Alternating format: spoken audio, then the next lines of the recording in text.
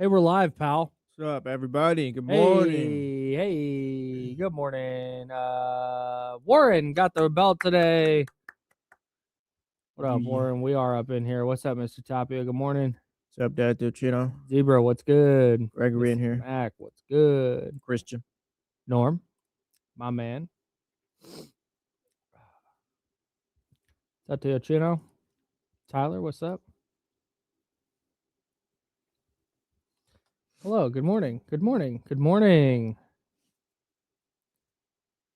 How's everyone feeling 2 days after? Okay. What up, Zabo?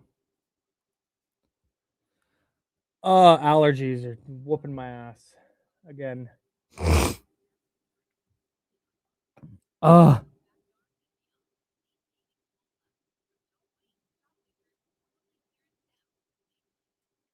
Hey, the Lakers losing that game last night was just a delight. It's always a delight when the Lakers lose. Brian says not feeling great 2 days after. Warren says he's just ready for the draft to get here. What's up, Zebra? Same.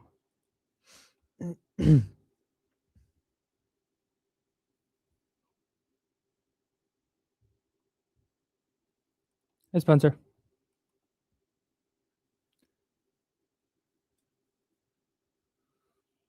What's up, Spencer?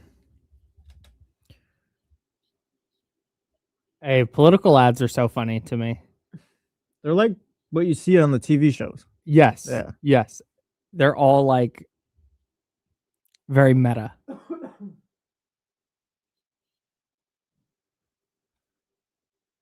No Joe. No Joe today, by the way. Doing all right. No, it's a Team Korea WBC hat.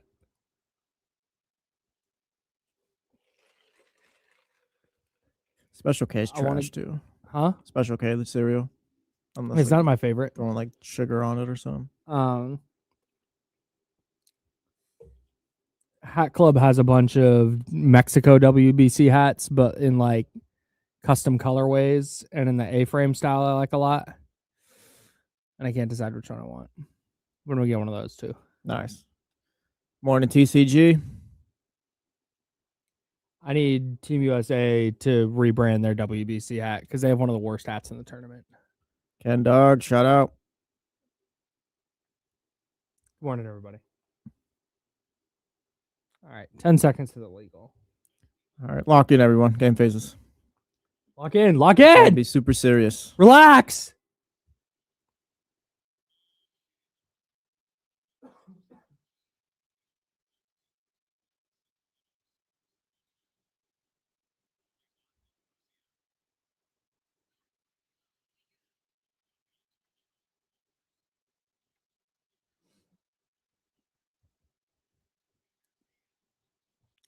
Hey, good morning, good morning, good morning. I don't have my buttons turned on. There we go. Applause, air horns, etc. What's up, man? It's a Tuesday, May 12th edition of the program. Yeah, it is. Huh. You good? That's not good. Yeah. We were frozen there for a second. Oh, it's all good. All right. We're locked. Okay, no, we're good. We're good. We're okay. live. We're ready to go. I'm all paranoid now because something in our automation earlier had us not on the air. See, so now I'm paranoid. Now I'm just staring at the thing, making sure that we're on the radio. Now we took it out of autopilot. We're driving, piloting the rocket ship here. Yeah, but that's not always good news for me. Like I didn't have the correct buttons on today. Now I do. Yeah. We're good. See, an abomination. Well, it's extreme, but I think that's how it happens. I don't know. I'd ask the people. 916-909-1320. Mojo's local tap and kitchen text line. Chatty House. I mean, how are people feeling 2 days after the lottery? You know, for me, like, is this going to linger? I guess is this going to be a bad taste in your mouth for a while, or? No, yeah, probably, but also there's just a reality of you have to move forward now. Yeah. And I think the fact that the NBA Combine started yesterday, and so measurements started coming in, and we got to start seeing, okay, now we can start that evaluation. Because we've seen the players play some, but how do they measure in? Like Kingston Flemings, for example, was listed at 6'4", and he measured in at 6'2" and change with like a 6'3" wingspan. It's like, oh, that makes me feel a little bit different about. That's Kingston why you Flemings. tank Scott Perry. That makes me feel a little bit right. Like it just it seems different, but I think there's also as doom and gloom as yesterday was. I think there's just a reality that, okay, this is where we're at now. We have to move forward. Like, okay, now what? Yeah, you can sit here and complain about them being 7th for the rest of the summer, or we can go, okay, this is where they're at. This is how they're going to operate. Let's see what shakes out. Yeah, real quick before we set the table, Please. Ed Brewington, the chat house, asked if the new rules and the new overall proposal set are if the new rules are set in stone yet. No, it's just a proposal right now. Nothing's set in stone for next season. TCG says he got it out of his system. Ken Dog says it's an afterthought now, and Zabel says he's already over it. Yeah, it's just I'm not. Yeah, We were breaking down film this morning and yesterday, so yeah, we move onward. Yeah, it's just it. I'm not gonna get on here and be like, "Wow, remember when they fell in the draft?" Yeah. Like, no, all right, they did. Now what? I will say there's something yesterday we're gonna talk about today on the jump that D'Lo and KC were talking about that kind of freaked me out. But like I said, yeah, you go ahead and set the table and we'll get to it. Well, we'll get to what's freaking Jesse out. The walls were closing in for a second. You know we love a good fake trade. Yes. And Evan Cohen from Unsportsmanlike, the morning show on ESPN radio that airs 3 to 7 on this station, had a wild trade idea involving the Kings. Well, it was wild wild to talk about it. More than wild. But enough to make me interested, but it was wild. I think it's a no. Yeah. But like it wasn't. Did you see on Twitter there's an account called Kings Muse. And shout out to Kings Muse. And they had a trade idea that was Maxime Reynaud and a 2027 first round pick to Oklahoma City for Nikola Topic and Oklahoma City's 12th and 17th picks in this year's draft. It's like, that's not a thing. Like, that's a no. Like, that's not, I don't think either team is doing that. And that was just an immediate no for me. Yeah. That was just an immediate no for me. This Evan Cohen trade, like I said, I think it's a no, but I did the like cock the head to the side. Like, We'll get to it. I gave it thought, and yeah, I have my answer for it, but I did give it some thoughts, I guess. I tried to talk myself into it, and I just don't think I can. Yeah. We've got NFL schedule leaks coming. The Giannis trade stuff is real this time. It's happening, people. I think we're both ready, gearing up for a Giannis lock trade. in, prepare. It's happening in the next 5 or 6 weeks, and then a tough day for the Justin Tapia brand last night. Yeah, that was a tough go. It was like, hey, they had you in the first half. No, they did. Shout out Donovan Mitchell. Made me look like a fool yesterday. I'll acknowledge it. 39 in the second. Oh yeah. When I left the first half, this is great, dude. I was like, oh man, this is gonna be good for the show. Cavs down 3-1. Donovan Mitchell has 4 points in the first text half. Kyle, this is gonna be great for the show and great for my brand. And sure enough, Donovan Mitchell's like, forget your brand. Halfway through the third quarter, he's got 30. It was like, yeah. Maybe I was wrong. Yeah, we'll get to what happened in the NBA playoffs. And the Lakers got swept last night. Watching Laker fan do the thing where they're like, I'm just so proud of this team. All right. That's what I do as an A's fan when they get bounced in the first round. So he's like, you know what? I'm proud of this group, this scrappy young group. This is only the beginning. Nice. Like, really, really great season. Really proud of these guys. The Kings, when they got eliminated in the first round against Golden State, like, hey, really proud of this season. Really proud. Now, at the time, was proud of the direction the team was heading. Hasn't gone great since. But it was like, hey, proud of these guys. Like, wow, what about you took the Warriors to 7. Man, what a season.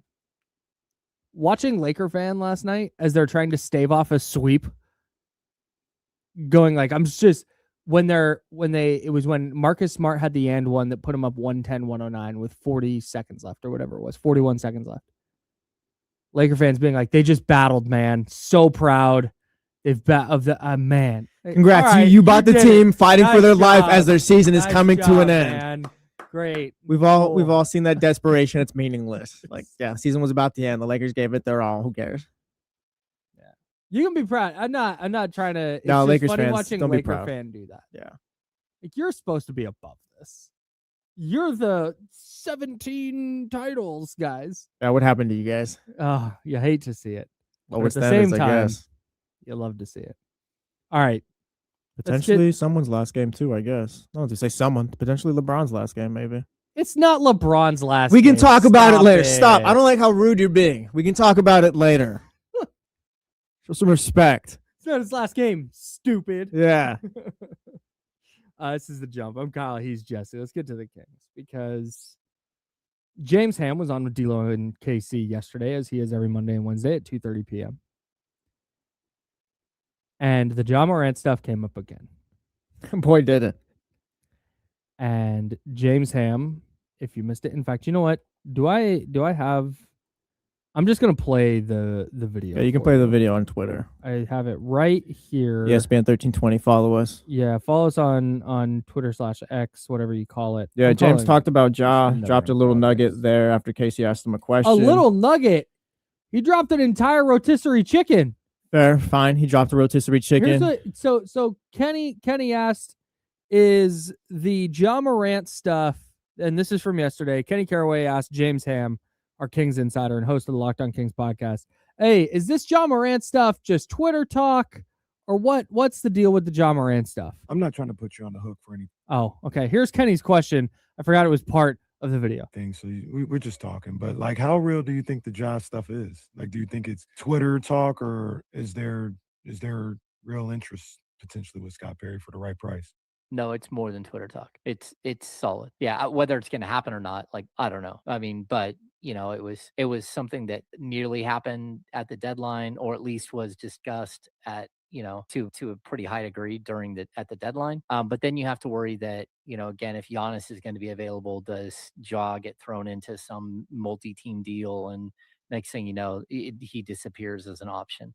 The sticking point, again, the Kings wanted a first-round pick to take on Ja, and Memphis wanted a pick from the Kings, and the Kings were like, yeah, that's not going to happen. Pretty that's bold not by Scott too. Yeah, No, I'll take Ja, but you need to send a first round pick with it. well, it's because there's an additional $45 million on the For sure. backside.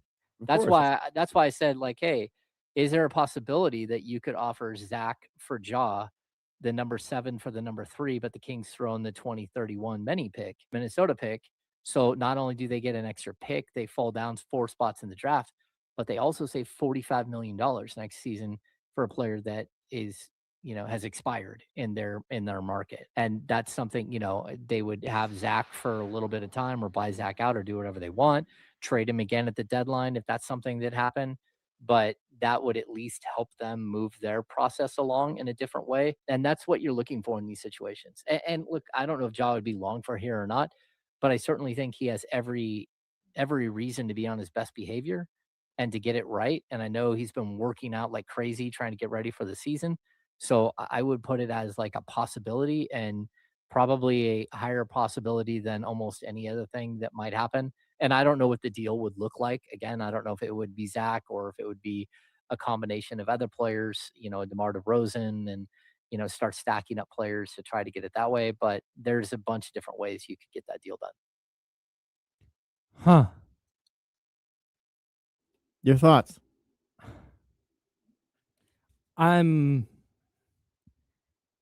I want to have this conversation through the scope, because we've had the Ja Morant conversation before, but I want to have it through the scope of this year's draft. Mm-hmm. If you can acquire Ja Morant while also moving up to the number, what would it be, 4 spot in the draft? 3. Number Bulls 3, are 4. number 3 spot in the draft. Yeah. So you would be trading Zach LaVine and or some accumulation of salary, and the 7th pick to Memphis for Ja Morant and the 3rd pick. If you're getting off of Zach LaVine's contract, moving up to the top 3 and acquiring Ja Morant, and once you're in the top 3, there's a forward very likely there, Caleb Wilson, Cam Boozer, and if not, and Darren Peterson or AJ DeBonsa drop, then that's a player who can play alongside Ja Morant. Fine. I see the vision. But if that's the one way where I see it. If the Kings are looking at Ja Morant as the point guard, instead of looking at the draft class and saying, okay, it's Darius Acuff and Kingston Flemings and Keaton Wagler and Michael Brown, all the names that we keep hearing. If they look at the draft and say, you know what, instead of doing that, we're going to trade for Ja and then reach for a forward at 7. I couldn't be more out on that idea. Could not be more out on the idea of hitching your wagon to Ja Morant. Yeah, I'm with you 1000%. There's no scenario where the Sacramento Kings should be drafting according to what Ja Morant looks like on this roster. I totally agree. And I guess, which one do you want to start with? The hypothetical trading up to 3, I guess this one we're on now, or the idea maybe you trade back with OKC and you get 2 picks and add those guys with Ja Morant? No. Okay, yeah. So I'm What? with you. Yeah, so I think that was a hypothetical thrown around too. And I'm just if I said it to Damien yesterday during deal OKC. I believe it was during a break, but if again, I don't want to get too far off. We'll go back to the original hypothetical. Yeah. But like, say they were to trade for Ja Morant. It's like, all right, we got Ja here. We got our point guard. We got one of our top 2 guys. It's a deep draft. Let's trade the 7 back with OKC and get a couple picks in the first round. It's like, that would be kind of the final nail in the coffin, for lack of a better phrase, term, whatever you want to call it, as far as how I feel about Scott Perry. There's no instance where the Sacramento Kings team needs to move back. And as far as Ja Morant, like I'm pretty out on it completely. Now we can bring it back to the hypothetical where you're potentially trading up to 3. That's way different. And bringing in Ja. I think about it more just because, yeah, you can land a Caleb Wilson potentially, AJ DeBonta if he falls. I don't think he's going to, but maybe Darren Peterson does because whoever the Jazz are drafting at 2, like Cam Boozer or something. You feel good in the top 4. Yeah, exactly. Point being, yeah, you feel great there. But I'd ask, and I asked it yesterday, like, is Ja Morant that player then that we're willing to, I guess, push this rebuild forward faster for? Like, yeah, you're getting the 3rd pick, but also it's going to be that 3rd pick and Ja Morant. Like, that's kind of what you're building around. We're trying to build this out to eventually be a title team. And again, the value is great because you get the 3rd pick. That's awesome. But again, we're trying to eventually build this out to being a title team. Is that, I guess, a good starting point? Is that the right path to go? You're going to be better, but are you going to end up where you want to be eventually? It's a 2-year risk. Yeah. You're not doing this for a decade necessarily. It's a 2-year risk. And if you're moving up to 3, again, doing the James Ham hypothetical, and if you just tuned in, James Ham yesterday pitched the idea of a Ja Morant trade where the Kings also attach the 7th pick and get the 3rd pick back. And the thinking is you're sending out like Zach LaVine's expiring deal and taking on 2 years of Ja Morant at $45+ million. Yeah. So you're saving Memphis the 27-28 season of paying Ja. And you still got a good pick in the lottery. Right, which is where the trade comes in. I don't think Memphis would do that because I think Memphis also wants the 3rd pick for the same reason the Kings do. Memphis doesn't have that dude anymore. They're trading Ja. They've traded Jaren Jackson and they've traded Desmond Bane. Their big 3 is gone. And it seems like, if real quick from Memphis's point of view, it seems like the Kings sound like they're interested potentially in Ja Morant. So I don't know if I potentially need to do all this for you to acquire Ja. Yeah, if the Kings, and that's my worry, is the Kings are interested in Ja Morant. Not in the way, like they were interested in Jonathan Kuminga, right? But they were interested in Jonathan Kuminga through the lens of, well, we might be able to get this guy for like nothing. That's a risk we'll take. Yeah. If that's how they're looking at Ja Morant, if they go, yeah, if we can get him for Zach LaVine's contract and a 1st-round pick swap, where we move up into the top 3, yeah, we'll do that for sure. But if there's interest, like they're calling Memphis and saying, hey, we want to work something out because we're not satisfied with whatever point guard we think we can get at 7, we'd rather have Ja Morant. I think that is insane. Yeah. I think that's the wrong way to go about it. And honestly, the guys that we've talked about that could potentially be available at 7 for the Kings, like a Ja Morant deal doesn't really make sense to me. If you're looking at the Kingston Flemings, Michael Brown Jr., Darius Acuff, Jr., who knows, might not even be there. We can talk about that too. I don't think Darius Acuff's going to be there at 7, but we can discuss that further. You're acquiring Ja Morant, who's older, more expensive, and banged up, And a risk. and it has off court Yeah. question marks. We'll say, I think it's a locker room risk. yeah, like that comes with a whereas if you bring in Kingston Flemings, who might just be like some off-brand version of Ja Morant that you can work with, who's not going to cost you a bunch of money, who doesn't come with the built-in questions. Like, why would you not just do that? Now, I would get it more. I'd be more willing to understand it if you were sitting at 7 and there were a bunch of wings who had climbed up into that conversation. And instead of looking at 3 or 4 different point guards who might be there at 7, we're looking at 3 or 4 different front court players. Yeah. Okay, then maybe I might think about it. But in this instance, no, you can just draft a guy. Trust your evaluation process. Trust your front office to pick that player instead of going, hey, we know that Ja Morant has been good. It's been 3 years, 4 years, whatever it's been. Yeah, they didn't go on a ton of deep playoff runs with him, but like in theory, there's a really good player there. Yeah, in theory, there could be a really good player in the draft too. You just got to go find them. Mm-hmm.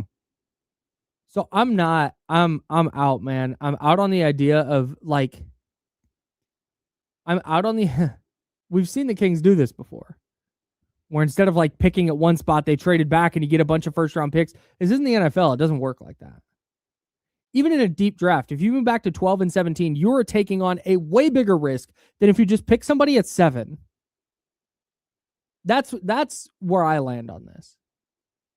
Now, if they look and they say this is a 30-player deep class, and we think at 12 and 17 we can get foundational players, maybe not a star, but foundational players, and like, all right, man. But that is a massive risk. And if you're doing that while also taking on Ja Morant, like, dude, that is such a volatile situation that I want no parts of. We can just focus in on Ja Morant right now, too. I just don't think that's the player that you want to push this rebuild forward faster with. I agree. It's just for me, like we've talked about, again, this is all hypothetical and pie in the sky, but Paolo Banchero, they say the Magic were to have another bad season and it's just not working with that group of guys. You brought in a new head coach and it's not working. Maybe Paolo becomes available and you send off whatever first round picks and salary to make that work. Again, that's all hypotheticals. But point being, like, yeah, I'm more interested in something like that. And I'm not talking about like, oh yeah, a potential top 10 player in the league that can develop into, but more so like, I'm not interested in what Ja Morant offers right now. And I don't think that's what's best for the Kings. What does he offer? He offers more potential, I guess. The thought of, I guess, getting back to what he could have been. Because I don't think you're looking at Ja Morant right now. I'm like, oh yeah, Ja Morant, like he's ready to go. Like, we got Ja. It's kind of like, all right, let's see how this plays out. Hopefully he can get back to what he was. D'Lo and Casey were talking about what he was a couple of seasons ago. So I guess you're kind of betting on past potential. But also, if you're adding Ja Morant, it's like I said, I think it kind of adds a ceiling to you already. I'm not sure that Ja Morant is going to be a title winner on any team being the top 2 guy, even top 3 potentially, just given all his risks. Mm-hmm. And Casey asked this question on D'Lo and Casey all the time, like, are you willing to just kind of sit here, wait, and be patient, let this thing play out for a while? Talking about like how the Detroit Pistons, Charlotte Hornets, their rebuilds went for about 5 to 7 years.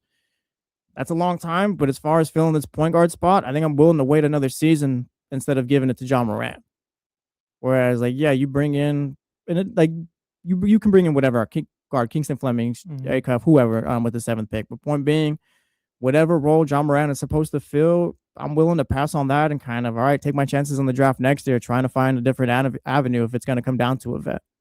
I just don't think Ja Morant is the right guy for this team going forward. I don't think it's something that would get what everyone wants in the end.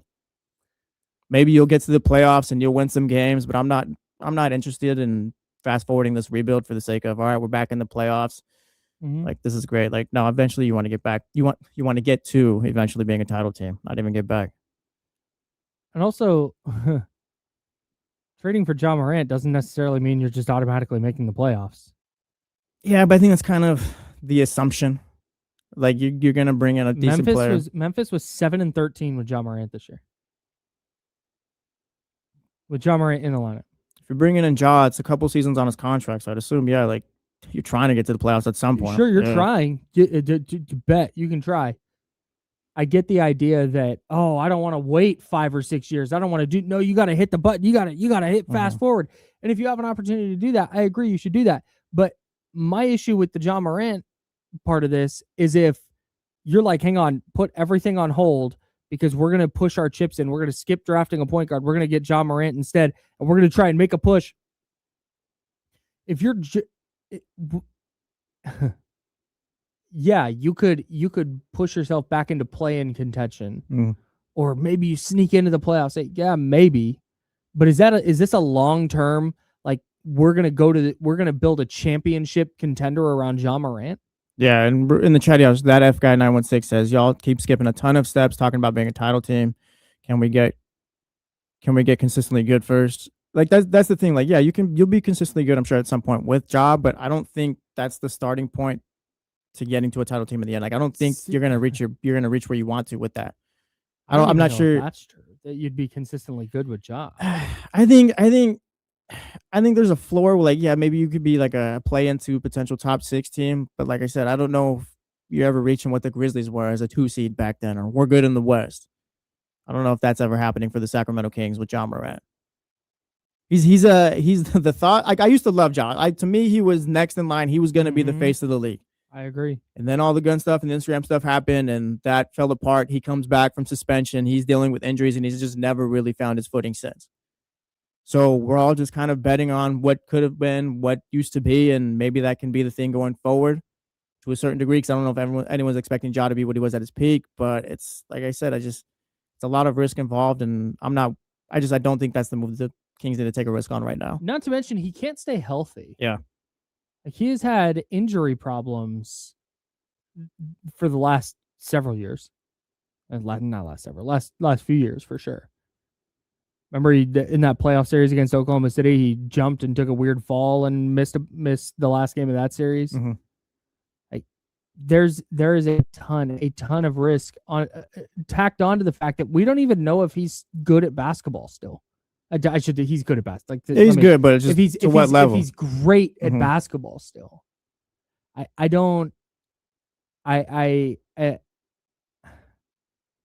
the questioner there, or whoever said in the chat, like, can we stop talking about championships? Can we get consistently good first?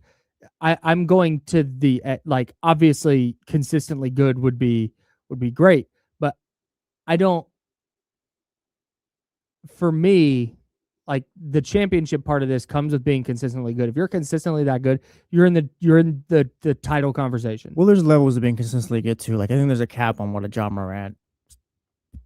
You wouldn't build exactly around him, but like him being one of your top guys, like I think there's a cap on that. Like, maybe you're a 7 to 5 seed every year, but that's kind of it. I don't know if you're ever getting the title contender status. Like I said, there'd probably be a glass ceiling on that team eventually.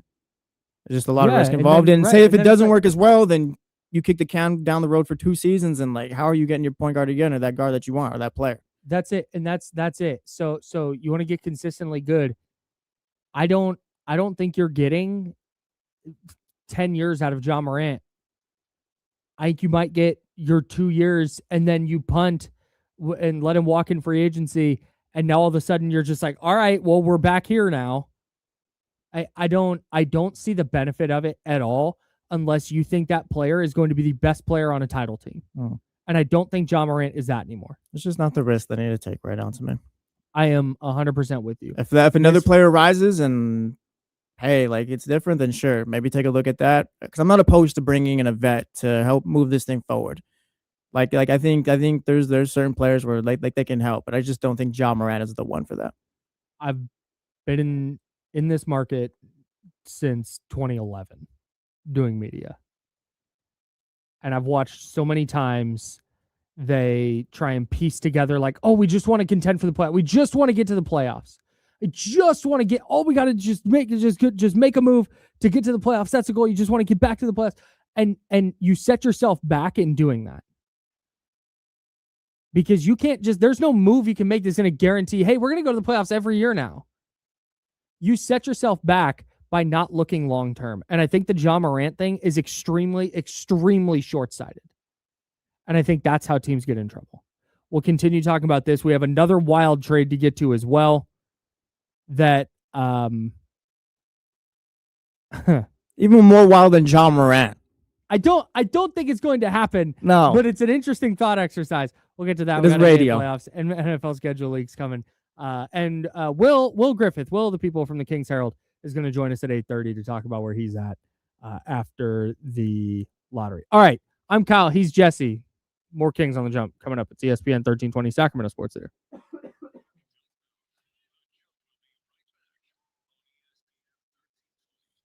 We're clear. What's going on, everybody?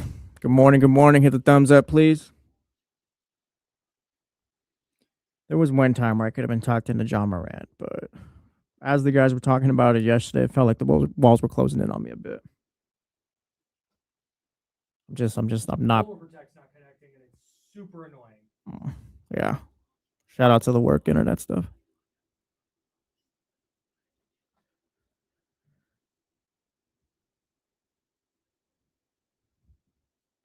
There I said, be a little patient, pass on Ja, and if another vet arises that's kind of disgruntled on their team and they make sense here, then maybe make that move.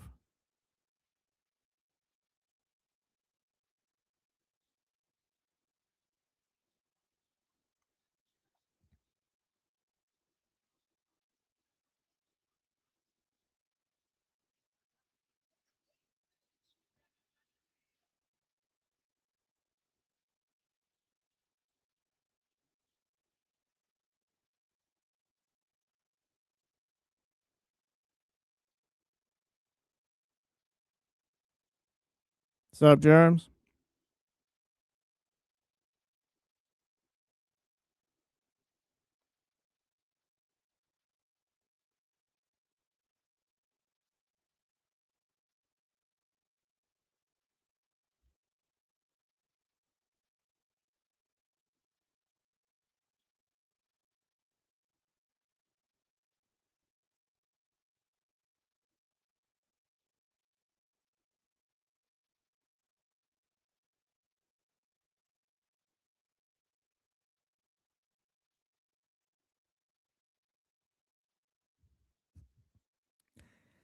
TC, you are one of my favorite people. The more you talk about Ja, it's happening. I get the fake pushback. You have to do it. I'm going to call it fake pushback, but I really don't want this deal to happen.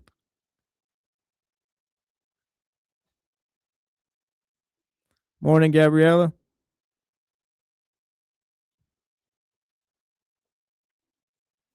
What's up, Ash? Big year for the Chargers. Got the Bills week 2.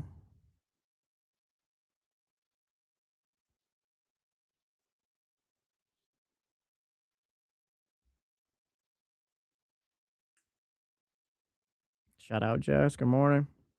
Hey, everyone.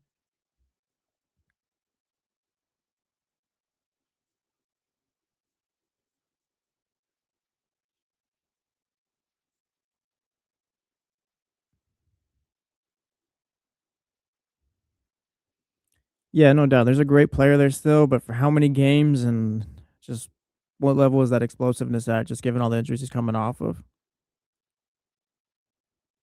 The fake pushback.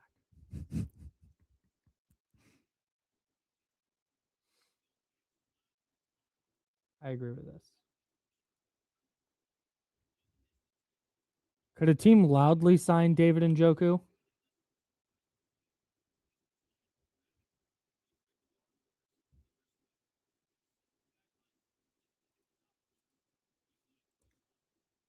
The Chargers moving in silence, adding a mid tight end. Bing, bing, bing, bing.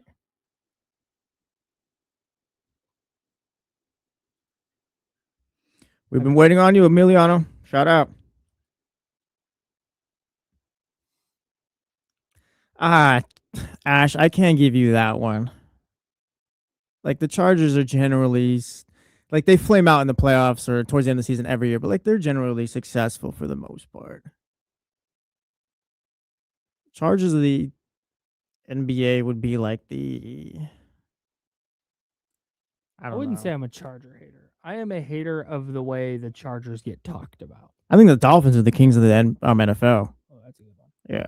That or I guess like the Jets. Or the Browns. Giving Deshaun Watson a fully guaranteed contract is a very like. What if we gave this guy this absurd contract coming off of all this off the field problems that he went through? I don't know what to call it, but just like given all his problems that he's coming off of. What do we give him this massive deal that just was kind of above market compared to everyone else?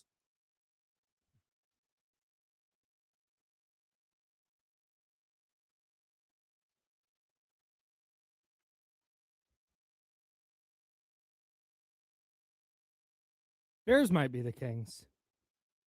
No. They've just not been very good for a long time, and then every time like it's like, oh, they might be good. It's like, oh, nah, no, they're not. I'm sticking to the Kings and Dolphins. Well, this is good for the Chargers right here. They're the Clippers. All right, here we go.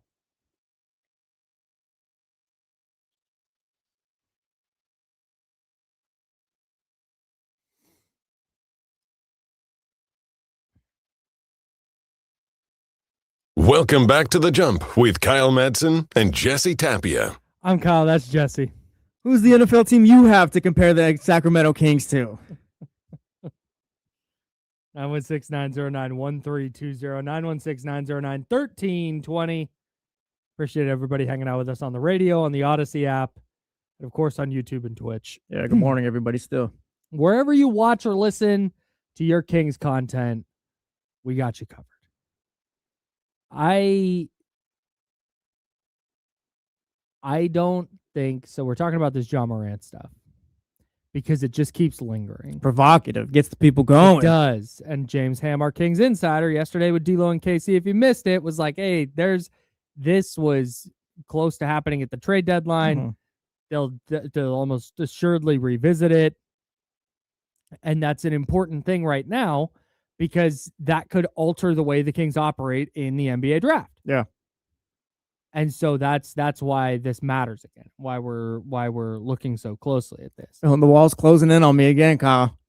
Why? I don't like it at all. I don't like the idea of Ja being here, him having an effect on who you could potentially select. I'm out on it completely, I think. Yeah, I don't think that's we're early in this rebuild. You're about to draft one of your guys finally. I don't think Ja is the next move for that or one of the moves coming up. So that's just it. It's been patience.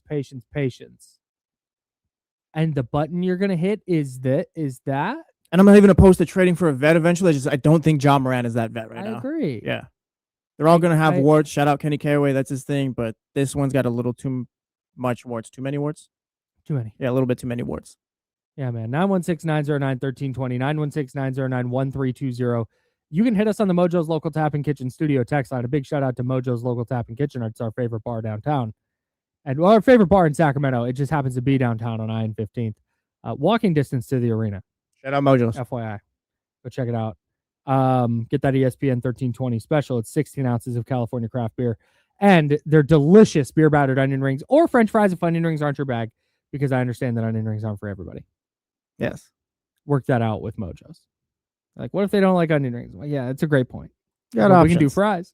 Like, you got it, man. Hell yeah. I was going to get to TC was on the line at 916-909-1320, 916-909-1320. But TC doesn't want to talk to me anymore. It's fine. I get it. He'll call back. He will. Shout out TC. He's getting his takes off. Yeah, man. So I don't think that hitting the fast forward button on Ja Morant, I believe, because there's going to be risk just in any move they make. And I agree with that. And there's risk in building around a draft pick. There's risk. Whoever is picking first, if they're taking AJ DeBonta, Darren Peterson, there's risk, right? Like that's how it goes. But I don't think the potential reward or the realistic potential reward is worth that risk with Ja. Mm-hmm. I don't think he's going to be the player he was 4 years ago. I don't think he's ever going to get back there. And this is when he was awesome. This is when he was leading the Grizzlies to the playoffs. By the way, never made it past the second round. This is when he was leading the Grizzlies to the playoffs. Never went to the conference finals. Won one playoff series. Never mind. What? Nothing. What? Nothing. No, what? Say what you gotta say. Say what you gotta say. I was going to say for some, that's the makings of a top 10 player. But go ahead. I didn't want to do that. Go ahead. Yeah. Shout out Donovan Mitchell. It's Kick my, 39 in the second half last kick night. my You gotta ass keep it to yesterday. Yeah, yourself. I should have get my Keep it shot to in. yourself. Yeah. Anyways, go ahead. I don't think he's going to get back to that because even when he was awesome, there was this concern like, hey, is he Derrick Rose? Is this a undersized scoring guard who relies so much on his athleticism to be great that he's not going to age well? And I think in this era of LeBron and Chris Paul and Steph Curry and Jimmy Butler, and there's a bunch of old guys in the league, and I know I'm missing a bunch of them, Kevin Durant, and we see these guys playing well into their 30s, James Harden. I think we get this idea that like, oh, everybody's just going to be awesome until they're 40 now. And it's like, no, those guys are special and different. Well, those guys have been relatively healthy for the most part. For a guy that relies so much on his athleticism and explosiveness, Yes. how many injuries can he sustain where it's like, okay, I'm at 90% of what I was. Now I'm at like how much can he sustain that? When I watch Ja Morant, and yes, he's still capable. His last like 4 or 5 games with Memphis this year before he went down with the elbow injury were awesome. He was like 20 and 12, 24 and 12 or something. Like he was really good, but that's a 3-game sample. And when you watch him, like just what for me, when I'm watching Ja Morant now compared to when it used to be like, what do you do with this guy? Like, how do you stop him? Because he's going to get to the rack at will. Every big 3 he's ever taken in his life, he's hit. He could be 0 for 14 from 3. He's going to knock down the one with 18 seconds to go to tie the game. Like he's just got it. Like whatever the it factor is, like he's got it. And then you watch him now and he's still good. Like he's not, like I said, it's not like the Monstars came and took his powers, but he just doesn't look quite the same. That burst isn't quite the same. That elevation isn't quite the same. Still can't shoot it. I have very, very serious concerns about what Ja Morant, who turns 27 in August, what this is going to look like in a year or 2 years or 3 years. And I know that, oh, he's only on their contract for 2 seasons. Well, if you only plan on having him for 2 seasons, then why go get him at all? Well, I think you say that because it's kind of, all right, here's the low risk, I guess, of it. Where if it doesn't work out, then you can just move on. But then you waste 2 years. That's the thing. Like yeah, if you're training for Ja, we're all hoping he's here for the rest of his career, hypothetically. Yeah, that would be the hope. And that's my greatest concern with this. Like you said earlier, let's take all the hypothetical what they would get back in the deal off the table for a minute. My greatest concern with this is the Kings looking at Ja Morant and saying, you know what, this is the guy that we're gonna shoot for the moon here and hope that this is our point guard for the next decade. No. I don't want any part of that. That I don't think there's a world where Ja Morant in even 5 years is the player he was even last year. Like his numbers have been declining and there might be a slight tick up, but I don't think there's going to be a meaningful uptick in production from him. Yeah. That makes him one of the 2 or 3 best players on a title team. Yeah. Shout out TCG in the chat. Says, first message, if you trade him for the 3 pick, the pick is who will be the guy, meaning the number 1. Ja doesn't need to be awesome again, just good. And then comes back in here again, says, get him because you need a point guard right now. That's what I'll focus on after this. Caleb will be him, and you can add a young point guard in the next few years. I'm not interested on maximizing that point guard spot with Ja Morant right now. Like I said, I'd rather just wait till next year and potentially draft that player or see what my options are looking like post Ja Morant. I don't think the Kings are in a position where you do need to take that shortcut and I guess just try to get better elsewhere. Ja Morant could be available. Like he's the first one available, but that's not necessarily like the best choice. Like you can pass on the first thing available and keep shopping. If the 3rd pick is on the table, you have to think about it. I think you have to do it. Okay. But in that case, you're trading for the 3rd pick. You're not trading for Ja Morant. You are taking back Ja Morant to get the 3rd pick. And that is a different conversation for me.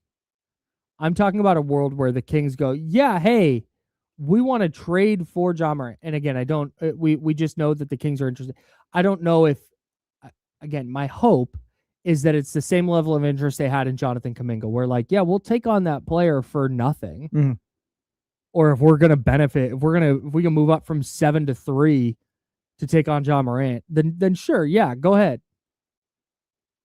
But if it's, hey, we're gonna try and put together a trade package for Ja Morant because we want him in the building and we think he's gonna be that guy, Even one of the guys, it's just maybe he works for some other team, but for the Sacramento Kings, if I'm running, it's just I'm waiting right now. I'm not pushing the button on Ja Morant. Me neither. I have another trade idea. Go ahead. You want to do it now? I thought you were going to. That's where we were going. No, we are. Okay. Well, I think that's pretty much all I got on Ja. Like I'm not. Yeah, I'm out. Yeah, if they trade in for Ja, so they trade for Ja, so be it. But it's just if it was up to me, I wouldn't do it right now. You're taking back Ja in a trade for the number 3 pick, then okay, let's talk about it. But if it's just going to get Ja, we're fooling ourselves. Yeah, like I said earlier, like Kenny always brings up, are you willing to wait for as long as the Pistons and Hornets did? Potentially, like I don't want to take the wrong shortcut, I guess. I don't want to trade for the wrong guy and then it all kind of not be over with. But like again, you'd be waiting another couple, like you'd be waiting 2 years because Ja didn't work. I'm just out. That's it. If he didn't have the injury stuff, that'd be different.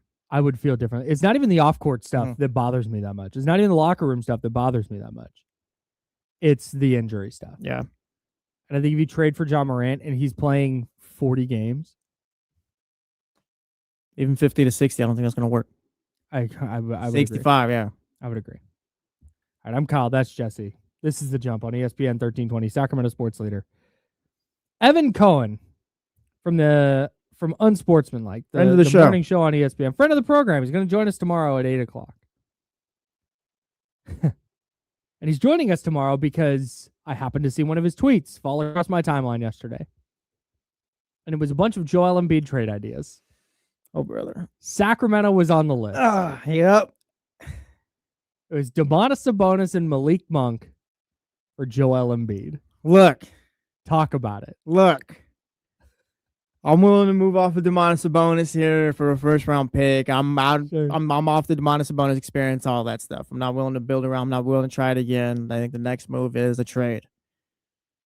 But for Joel Embiid, no chance. No chance. No, hell no. No. That's your guy. Huh? No, that's your guy. I like guy. Joel Embiid. I wouldn't consider him my guy, but I like Joel Embiid. That's your guy. You texted me with hate, and I defended him. That's kind of how that went down. Yeah. No, but that's yes, how that like, works in I'm not doing that. No, like, what am I going to trade two more years of Domantas Sabonis for 4 more years of Joel Embiid and the worst contract in the league?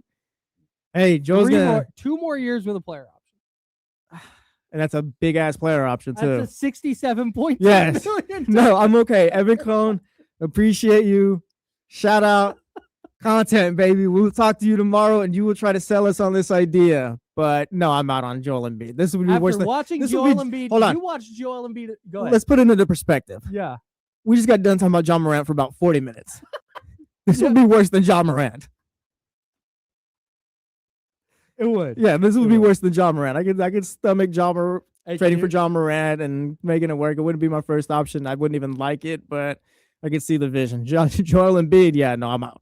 Hey, can you imagine if I was like, I'm out, I'm ultimately out on Ja Morant because of the injury stuff. But Joel Embiid, hey, I'm in. Well, there's an all-time player there when he is playing. That's the difference here for me. And I'm out on Joe. I don't. First I things first. First and foremost, we are out on Joel Embiid. Parts of Joel Embiid. Yes. I don't care if they're sending picks back. Don't even call me. We won't pick it up. He's 50. Just to give you an idea, I'm going to round up here for the sake of numbers. $58 million, $63 million, and then a $67 million player option in the 28-29 season when Joel Embiid is 34 years old. And that's the thing, like, hell no for the Kings, but the Sixers do need to move off of Joel Embiid at some point. I just don't know how they're going to do it. I just don't know how they're going to do it without attaching every asset that they have. You need, this is harsh, but you need a sucker out there who thinks I can work with this. I can use 50 games of Joel Embiid. It's fine. We can get to the playoffs. We'll have this system in line where he's not playing back-to-backs. Hell, he's not playing 3 out of the 4 games during the week. But when we get to the playoffs round one, because obviously if you're trading for Joel Embiid, you need to be a good team. If you're a bad team, like the Sacramento Kings trading for Joel Embiid, like just fire everyone at that point. But yes, if you're trading for Joel, you're a good team. You need to get into the playoffs, and if he's healthy, boom, we're ready to go. That'd be kind of the thinking there. So whoever that guy is there, the 76ers need to find him. And that guy might be running the 76ers right now. Yeah, so yeah, it's tough. And shout out Philadelphia, because they love them some Joel Embiid, and I don't think they're willing to let go, but like the team can't move forward until Joel's off that team. And it's less about the player and more that guy's just not healthy enough for you to do anything with him on that team. Boy. I just don't. The reason I thought about it, the reason I gave it even a little like, is because of what you just said. When he does play, he's amazing. Joel Embiid, if he stayed healthy, he would have stayed in conversations with Jokic. He'd be there with SGA. Yes. Like he would be weird how we're talking about him. He was that good. What? I mean, but that's Regular, what you have consistently. to say. Yeah. That's what you have to say, because he's not on the court enough to be like, oh yeah, Joel Embiid is still a top 5 player. Like, no, he's not. He's shifting to the Derrick Roses of the NBA world and history. Where when we do talk about Joel, we're not going to be able to talk about him being, we can, I guess. Like, yes, he, when he played, was one of the best centers to ever do it, but he wasn't healthy enough to, I guess, just stay in those groups. He's a what if. Joel Embiid has not reached the 65-game threshold since the 2022-2023 season. That was when he was the MVP. D'Lo KC, D'Lo brought up a quote yesterday.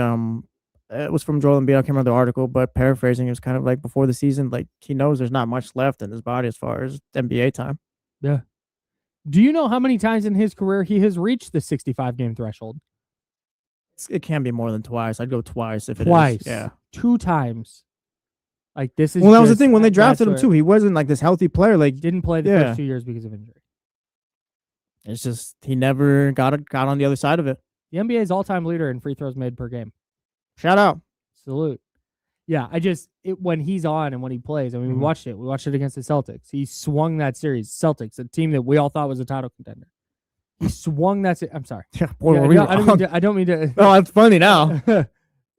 He swung that series. They were down 3-1, and then he started playing, and the series was over. Had no answer for Joel Embiid. They had nothing, and that was why it's like, but no. And then he's ruled out. What was it for game 2? Yes, of the Knicks series. And then that's for the Knicks series, and it's just kind of all right, back to reality, because I don't think anyone, I'm not especially coming off of this little playoff run, I guess, for the 76ers, whatever you want to call it, thinking maybe there's something there. It's just like I said, kind of back to square one again. They're gonna sit there and hope Joel can be healthy, whatever that means, and try this all again. But in reality, you do need to find a team to take him. I know exactly how the 76ers feel about Joel Embiid. Why is that? Because my car's been in the shop. Oh. And I just got a text while we're talking about Joel Embiid that it's going to be another couple days because the bumper I need is on back order. That's tough. You better hope they don't sell your rental again. I'd be kind of fine with it. I don't like my current rental car. Calling Enterprise. Hey, anyone, any takers right now? Walking around trying to sell my. I got a buddy who's trying to sell a car. I was trying to buy a car. I'm gonna give you his card. Is that gonna work? Yeah, man. I as far as the Kings go, just to kind of put a bow on this. No on Ja Morant. No on Joel Embiid. Yeah, you're picking 7th. I'm in the trust Scott Perry to pick a good player camp. And I trust him to do that at 7. Would I trust him to do that at 12 and 17 if you move down? Like, sure, I guess. But I'd rather stay at 7, where the pool of players is bigger. This team isn't in a position to trade back. I'm sorry. They're just not. Okay, we came off of a 22-60 season where, congrats, you beat some of the worst teams in the league to end the season. You were probably realistically looking at it, if everyone doesn't tank, like the worst team in the league this season. Maybe the Brooklyn Nets have something to say about that. But you don't need to trade back and overthink this. Get smart. Oh, get Ja, and no, get the best player you possibly can at 7. That's what you owe to yourself right now for the Sacramento Kings. Do you know what happened? I'm not trying to get value and instead of having the 7th pick, we got the 12th and 16th pick, and this is a deep draft. I'm not trying to hear none of that. Do you know what happens when you do something like, oh, instead of trading here, we're going to trade back and we're going to pick up more picks in the first. Because, like I said, this is not the NFL draft. It's very different. Yeah. What winds up happening is your 12th and 17th picks are in some order an NBA flameout and maybe a bench guy. Justin Jackson and Harry Giles. Okay, I wasn't going to bring it up, but since you're doing it, you wind up with Justin Jackson and Harry Giles while the 7th pick becomes a star. Or the pick you originally had, I think you could have turned into Donovan Mitchell. Right. OKC at 7 takes Keaton Wagler, and he becomes an all-star. You're going, huh?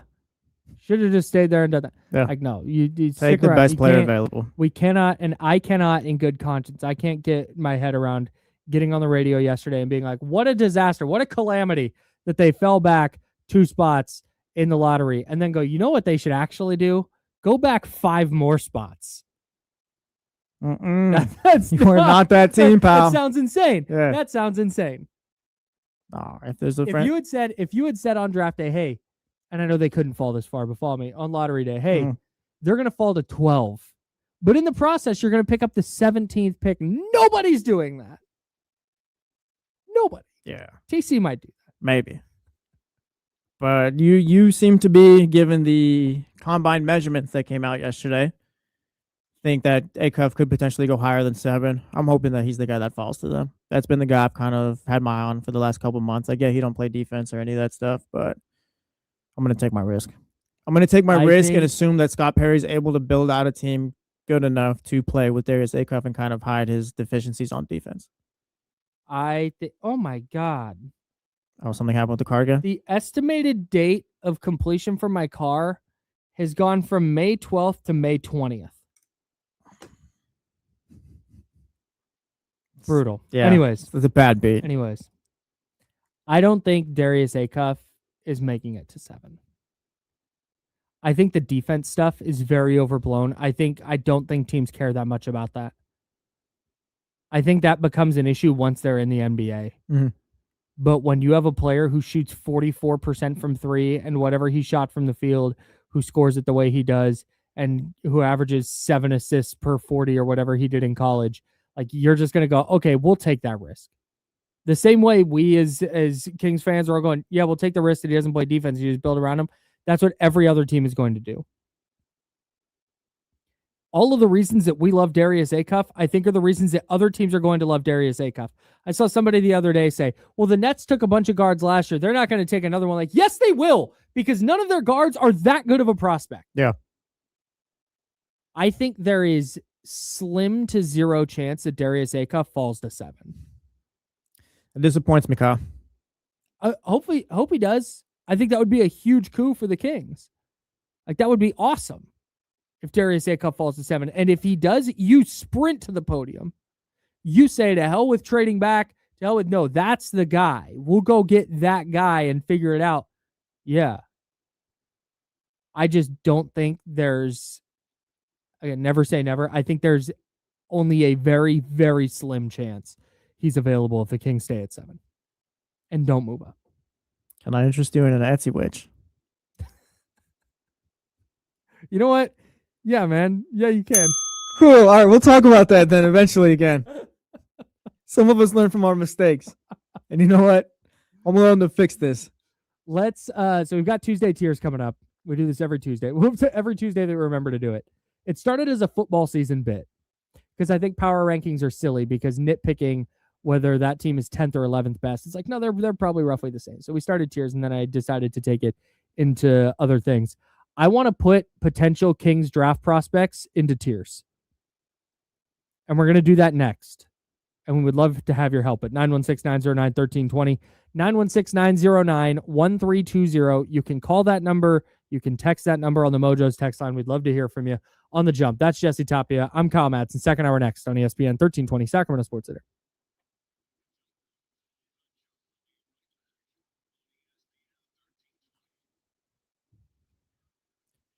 He probably doesn't, but if he wants to stick around in the league a long time, he's got to figure it out somewhere. Ja Morant. If he didn't want to come to the Kings.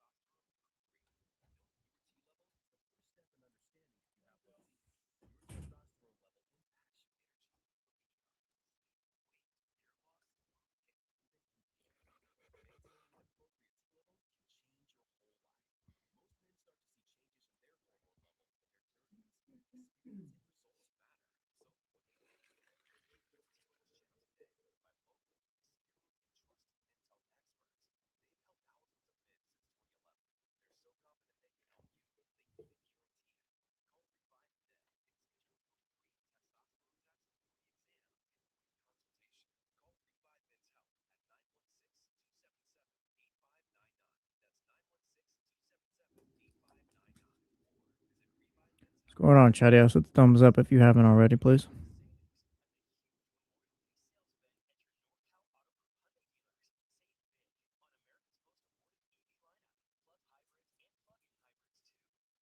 Shout out to the game 916, new member. Heyo, preach. Appreciate you guys.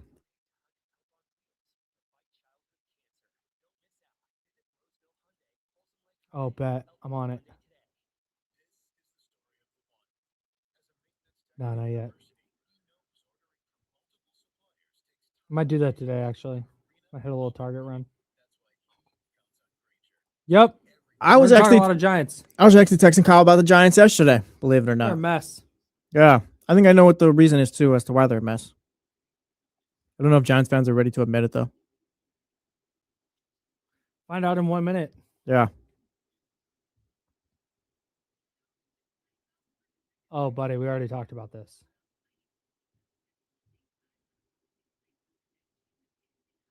I don't think there's any way OKC does that. Aldo BO2. As much as I would love to, no. Maybe closer to the summertime. Yeah, I don't It just doesn't play. I don't think the Kings would do this. Yeah. They like Max. That's an unprotected Minnesota 2031 first. Like if you're going to give that up, I think there's more that you can do it with without giving that up and also giving up Max right now. World Cup talk, I guess. Love Mexico's third kit, but they're going to break my heart eventually, so.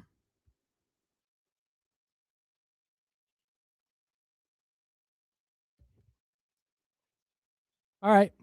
Bet. Going to be locked in. You guys are going to see me all excited, and then boom, it's over.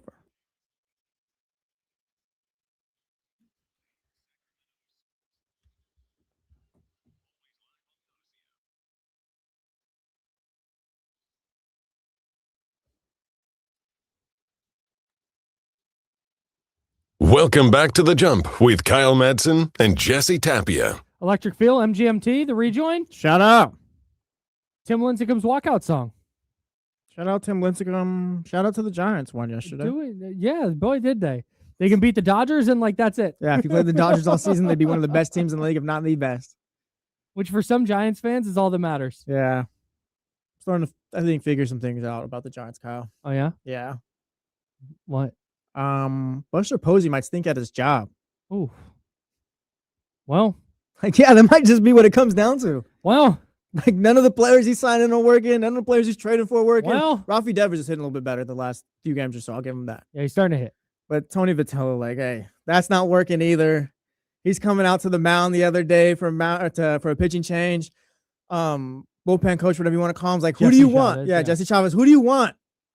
Tony Vitello's just not paying attention. Pitchers are like, Willie Adames throwing up his left arm so he can get the lefty. Like, oh yeah, it's not good. Tough Like, scene. maybe Buster Posey just isn't good at this. Tough scene.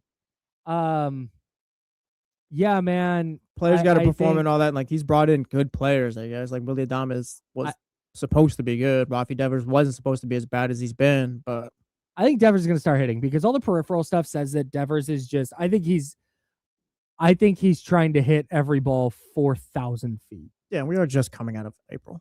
Yeah, so I think Devers is going to be fine. Like the peripheral numbers are all good.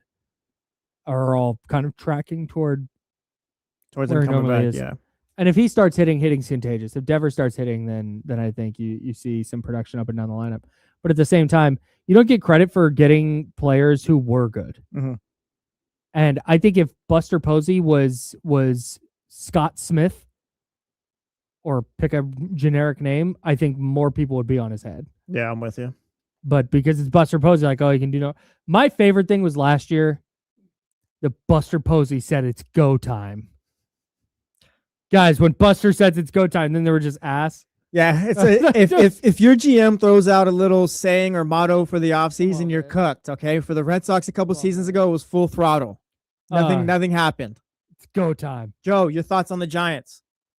Oh, he's not here. Yeah. -1. Oh, -1. Nice. Yeah. And you know what? -1 for Buster Posey too.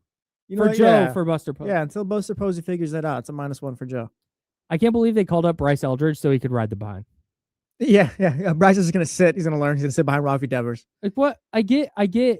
I saw somebody saying yesterday because Bryce Eldridge is not playing every day, and I saw somebody say this is not a manager issue. It's not a Tony Vitello issue. It's just a roster issue. It's just a roster issue. Okay, well, somebody in the organization messed up bringing Bryce Eldridge up. Yeah. Because I don't think he's benefiting that much from playing a little bit. And I'm not trying to disrespect the guy too much, but it's too much out there now. Where it seems like Tony Vitello just doesn't seem to know what he's doing game to game. It feels like, or like just the moment feels too big potentially, and maybe that's just what it looks like on camera and all that. But yeah, it's just like I wouldn't be shocked if. Again, I don't want to disrespect him, but maybe they didn't have the most concrete plan for Bryce Eldridge coming up. Yeah, I don't think they did. At least that's how it seems. Yeah, that's how I'll say it. Shout out. Soren, this is uncalled for. Shout out to the chat out saying Vladi Posey. Dang. It's not cool. That's tough. Buster Divac would have been funny as well. That's tough. But yeah, we don't have to do that. Salute to the 916 and the Mojo's Local Tap and Kitchen Studio text line. Brought up that Nikola Topic trade for Max Reynaud with a bunch of picks moving around. Were you willing to move off of Max Reynaud already? Because I've seen a few fans suggest that. Max Reynaud and the unprotected Minnesota 2031 first. I'm not moving that for Nikola Topic and then 12 and 17 in this year's draft. What if Max just he turns out to be a good role player? He's like he's like a starting 5, but he's not necessarily in the top 12 of them. That's why I don't think would you make that deal? But that's why I don't think Oklahoma City, that right there. Yeah. And like we know something Oklahoma City doesn't at this point. But Topic was a top 10 pick who probably would have gone earlier if he hadn't had a ACL injury. And then both of their first round picks this year for a guy who's going to be on an all rookie team or should be on an all rookie team, but we're not sure if he's a starter in the NBA. Topic was the 12th overall pick in the 2024 draft. Excuse me. I just don't think OKC's doing that. I don't know how eager the Kings are to get off of Max Reynaud at this point or that 2031 Minnesota first. I don't think either side wants to do that. Fair enough. Anyways, shout out to the 916. Appreciate you tapping in. We're out on Ja Morant. We're out on that deal. We're out on Joel Embiid. What are we doing here, Kyle? I'm out on Ja Morant for the sake of getting Ja Morant. If we can get Ja Morant in the third pick, then yeah, let's do it. Call it in. I would like to do Tuesday tiers now. Nice. I need to get a bed for Tuesday tiers. Also, a bed meaning music, not an actual bed for those that don't know radio terms. Oh, sorry. Yes. We need to get music to play underneath Tuesday tiers. So here's what I would like to do. I have like, love, meh, or hate. Like? Love, like. Oh, okay. That's one tier. Like first. Okay. Yeah. No, love is one tier. Like is another tier. Meh. Like indifferent is another tier. And then hate. I'm going to go through prospects who, and again, are all these guys going to be available at 7? Do you got a prospect that you hate? Yeah. Before we get into this? Okay. We'll save that one for you then. Okay. Very good. Okay. I'm going to assume that Darius Acuff is in the love tier for everybody. I think so. Now that they're at 7, especially. Yeah, that's it. If they were picking at 3, I think there'd be a lot more pushback to Darius Acuff being a potential Sacramento King. But now that they are going to be drafting 7, I think people are more open to it. I don't know that it's 7. There's another realistic, again, DeBonsa, Peterson, Boozer, Wilson, that quartet. They're not falling to 7. They might drop a little bit from where we expect them to go. Maybe Cam Boozer goes 1 overall. And DeBonsa or Peterson falls to 3. I don't think anybody in that group is falling to 7.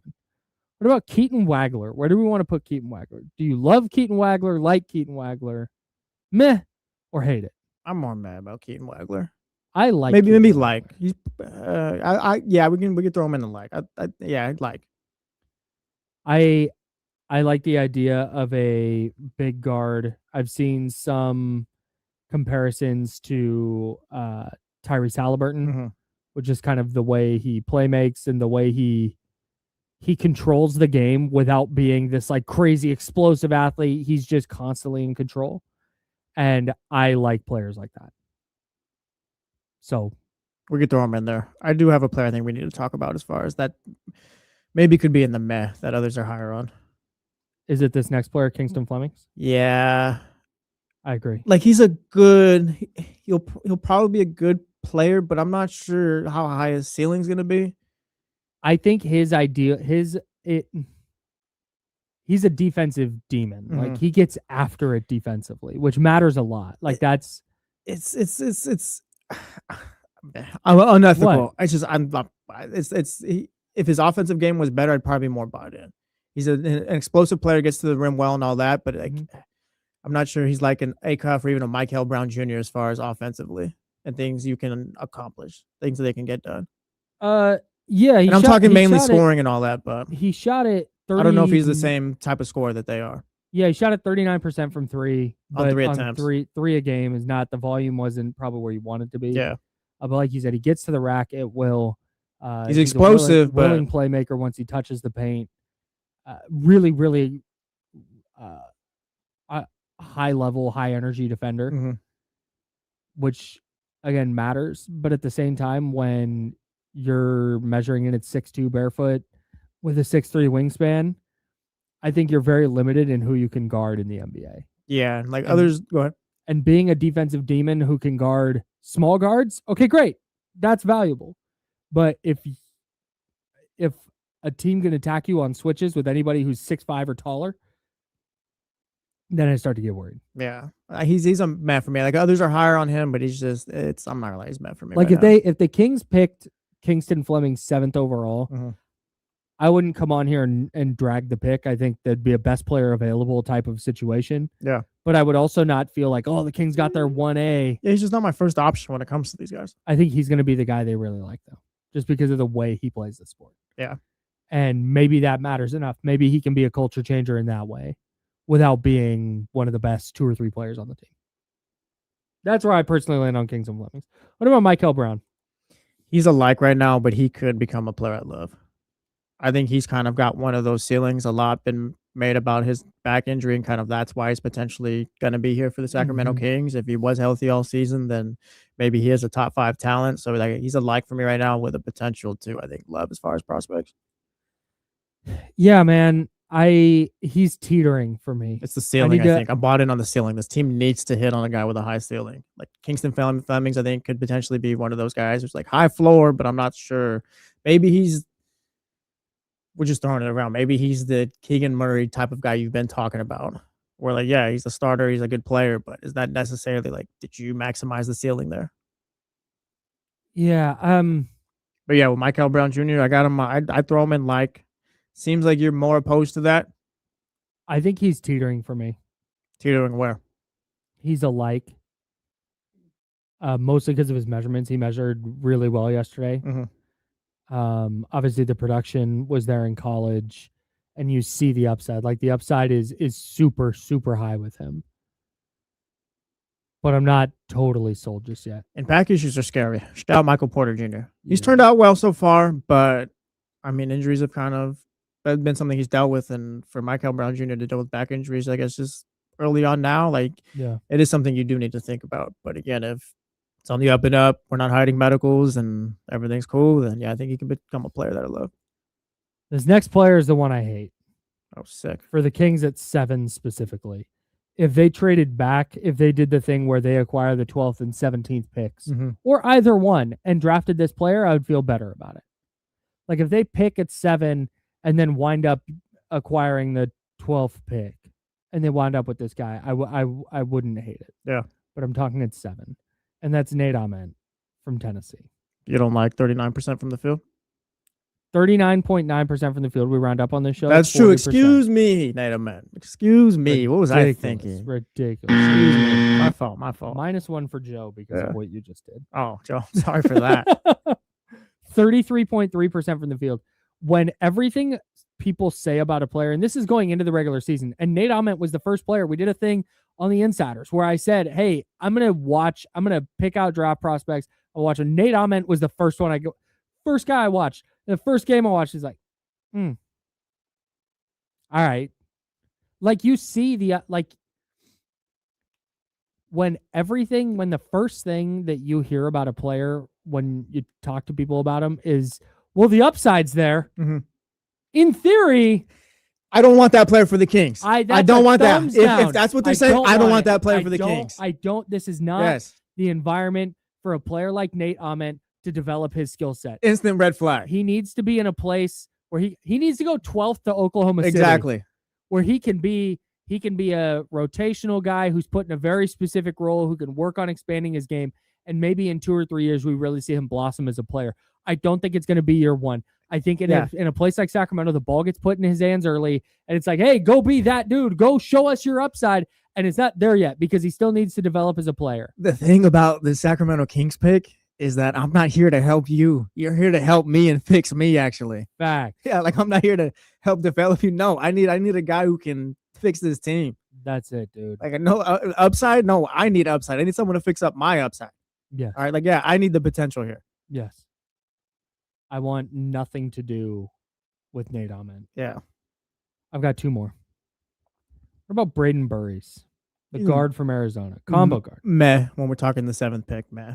I think when we're coming down this list of players and who we've liked so far, yeah, I think Braden Burries falls in the meh. I think the player who's most likely to become a favorite at 7 is him. Just throughout the process. Because I can see myself talking. I'm with you. He's a meh for me right now. Like I wouldn't hate it. It's not meh's just okay. Yeah. Like let's see. But I think he's a player who could play alongside a point guard. If you go get Ja Morant, I think Braden Burries still fits. But I think that he can play on the ball and run your offense. And at worst be a secondary ball handler. Yeah. And having secondary ball handlers and scorers and playmakers matters a lot. And if there's not a player at this spot that you think, hey, that's going to be our 1A, then I think you could do a lot worse than Braden Burries. But it wouldn't surprise me if throughout this process, we hear that he had this awesome workout and that awesome workout, and teams loved him in interviews, and you love his versatility and you love his upside. I wouldn't be shocked at all if he becomes the guy that, like, at 7, it's like, well, if he's there, you got to take him. Yeah. That wouldn't surprise me at all. But I'm with you for now. Yes, we got him in bed right now. That he's fine. And then LeBaron Filan. LeBaron Filan was Tyler Rucker, right? No ceilings? Yes. LeBaron Filan was one that Tyler Rucker brought up last time we talked to him. Yep. We're going to talk to him tomorrow, by the way. Oh, nice. Shut up. We're going to pack show. But yeah, Tyler Rucker brought him up. And this was before we knew where the Kings were picking all that. But like LeBaron, right? LeBaron Filan is one who kind of sneaking under the radar, but it could be potentially a Michael Brown Jr. type where like his ceiling could be higher than most think right now, I guess. So I think for him and just kind of what we knew already, you throw him into like, I wouldn't consider him a meh just because of the upside and what we've heard from Tyler so far. Let me find his. And that seems to be the one. His name is kind of lingered around too, as far as the, hey, like if you end up with him, that might not be so bad. Measured in 6'2.5", 176, 6'6" and a quarter wingspan. That's fine. The thing that intrigues me about him is as a freshman, he was 11 points, 4 boards a night, and shot 31.5% from 3, 45.2% from the field. Mm-hmm. He stayed at Alabama. And this year as a sophomore, 22 points, 5 boards, shot 50.1% from the field and 39.9% from 3 on 6.2 attempts per game. Yeah.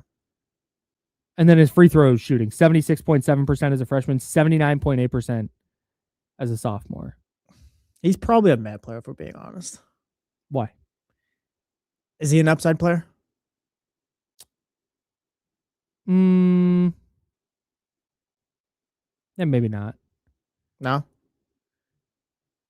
I mean, we could throw a little bit. Yeah, because if he's upside, I think he probably belongs in the med tier. Everybody has a little upside. Yeah, I mean, as far as like you said, like kind of what he was his freshman year, second year is much better. But we're talking with Tyler Rucker, and it's kind of talking about his ceilings and more, I guess, less about what he is. And we'll talk to Tyler more tomorrow. But I guess we can keep him in the legs.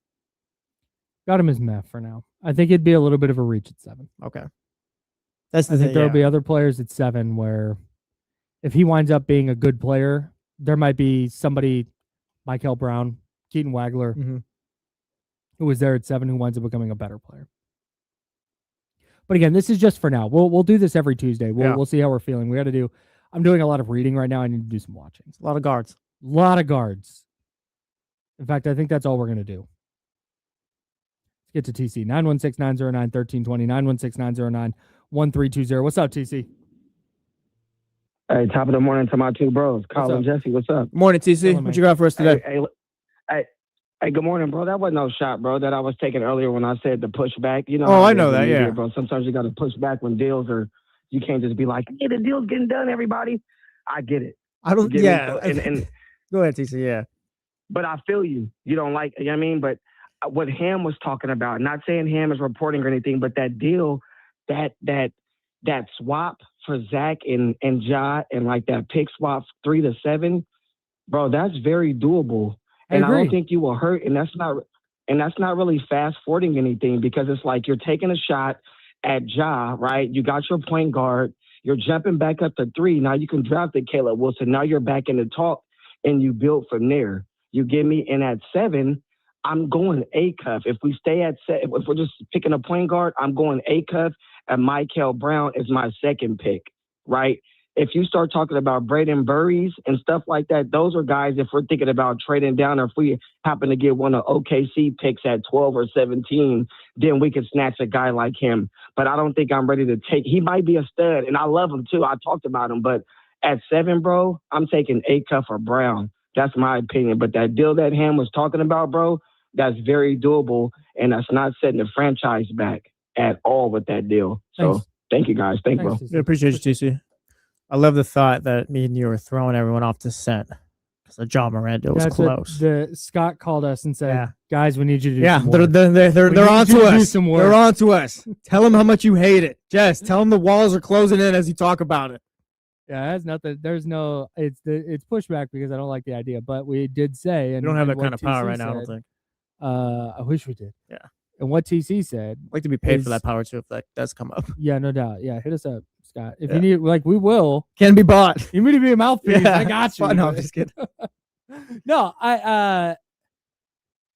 it's like if you can trade for the 3rd pick in the process. Yeah. And I saw again somebody ask, why would Memphis do that? And the thinking is there's 2 years left after, so you have the 26-27, 27-28 seasons left on Ja Morant's contract.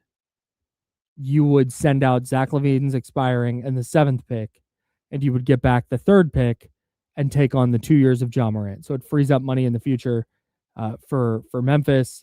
It gives them an expiring contract to work with Zach LaVine. And it still gives them the 7th pick while the Kings are taking on the 3rd pick the Kings are acquiring the 3rd pick to take on the extra year of Memphis. Maybe they don't do it, but that's just a theory. That's what James threw out James was hypothetical trades, yesterday, all that stuff. Yeah. Not reporting, not doing anything like that. He was just spitballing what a deal could look like. Yeah. And that was one of the things he said. And the reason we brought it up is not because we're like, oh yeah, this is going to happen, but that's the instance where I would be in on a Ja Morant acquisition, because you're actually acquiring the 3rd pick. You're just taking back Ja Morant to do it. And in that instance, if Ja Morant becomes the Ja Morant of old, then awesome. Now you're cooking with gas. Mm-hmm. But I'm not going to get Ja Morant and giving up assets just to go get Ja. I'm not doing that either. And for the third pick, yeah, I think if you're the Kings and Memphis is willing to do that, because we keep seeing the chat house, why would Memphis do it? Memphis isn't, and fine, we can leave that alone. But if you're the Kings, like, sure, I think you probably have to do it at that point, even with all the concerns and thoughts I have as far as Ja Morant. Yeah, but that's the caveat. That's the way I'm like, okay, sure. But other than that, I just don't. Yes, every player is going to have warts. Yes, everybody. If Ja didn't have the injury stuff, I'd feel way different.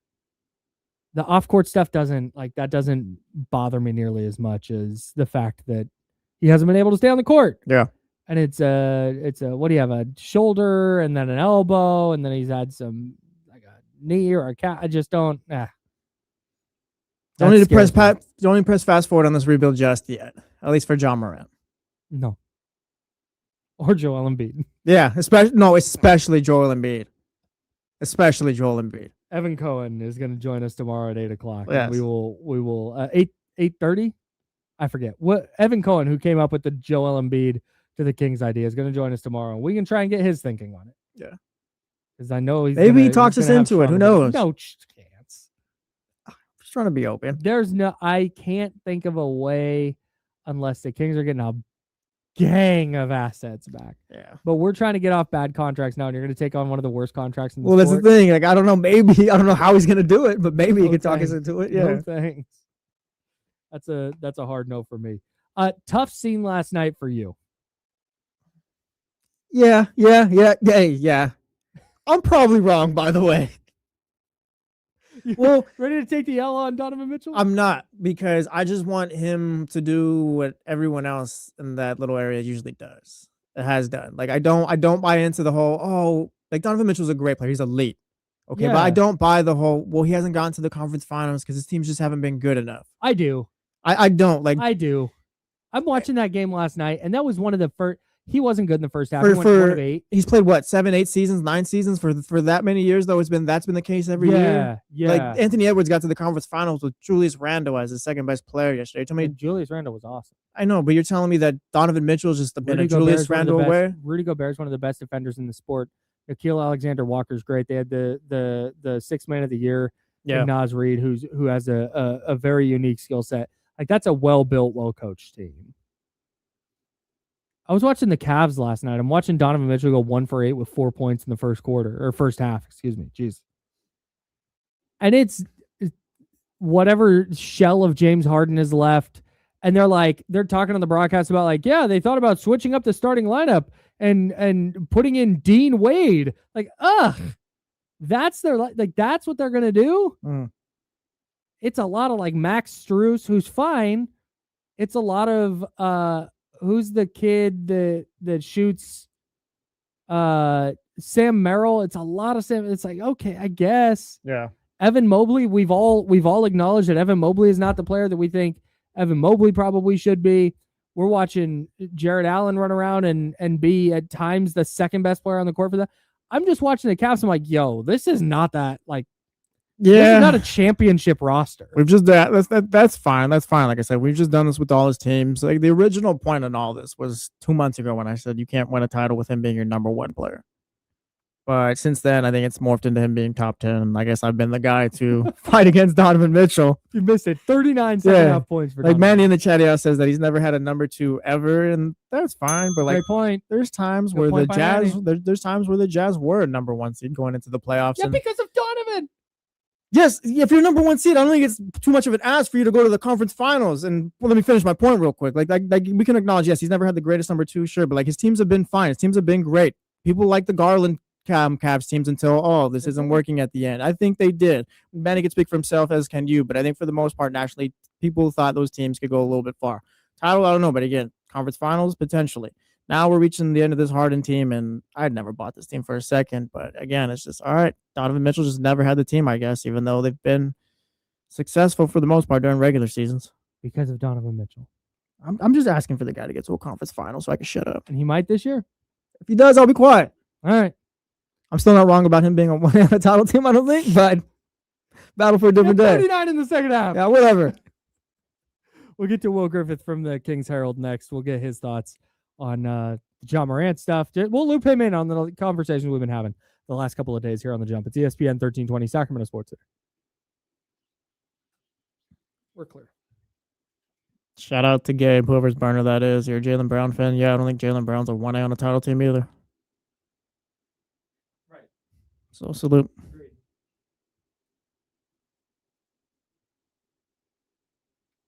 Although he already was because. Well, yeah, there's that, I guess. Yeah, I guess show me where Donovan Mitchell's finals MVP is that game.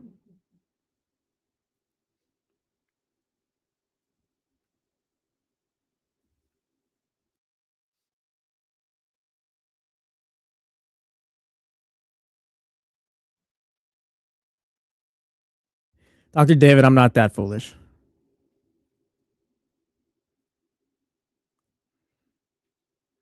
Bring Will in here. What's going on, Will? How's it going this morning, gentlemen? Going good. Good. It's going okay. Are you already tired of talking about the lottery results? Yeah, we've kind of skipped it today. Yeah, I heard you, Kyle, kind of saying you wanted to move past it, and I was like, oh, okay, they're really past it. Yeah, I don't know. We can talk about it, but I don't know. No, you're good. they're here now. I can only bitch about Scott Perry and Doug Christie. Yeah, like we talked about Scott Perry's process yesterday, and I think I got some questions about it, but I can only do that for so long, you know. Yeah. Well, I could do it forever. Yeah, just well, we got you right now. We're gonna get your thoughts, I'll yeah. cost you $100,000 in fines, but we can talk about it. No, we're we definitely got getting a your dump thoughts. button. Oh, you got long breaks today. 3.5 left. 4 left. Oh my God. Yeah, Madrid. I'd be shocked if he didn't end up with Real Madrid. Oh my God, we got like 4 minutes left. They got way too many egos in there. Will, do you work from home? No, I do not. But I have a whole thing set up here so I can do this at any time. Oh, that's sick. Fire. Yeah. Oh yeah. I wish I worked at home. Will Z went full country crip and came out Will G. Oh, that's great. Country crip is a new one for me. Yeah, I've never heard that one before.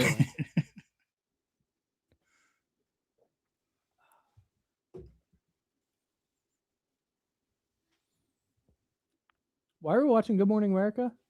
I figured you left it on because you're a news guy sometimes, and I didn't bother Good asking. Morning America is not. I'm sorry. This is a Today Show. Yeah, That's get it right. insane by me. Get it right. That's absolutely insane work by me to get those two things mixed up.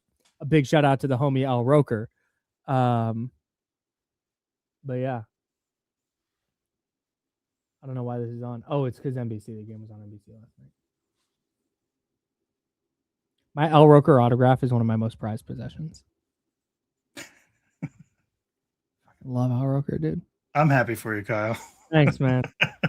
That's one of one. Al Roker feels just as special about giving you that you do having it. I mean, look at Al, man.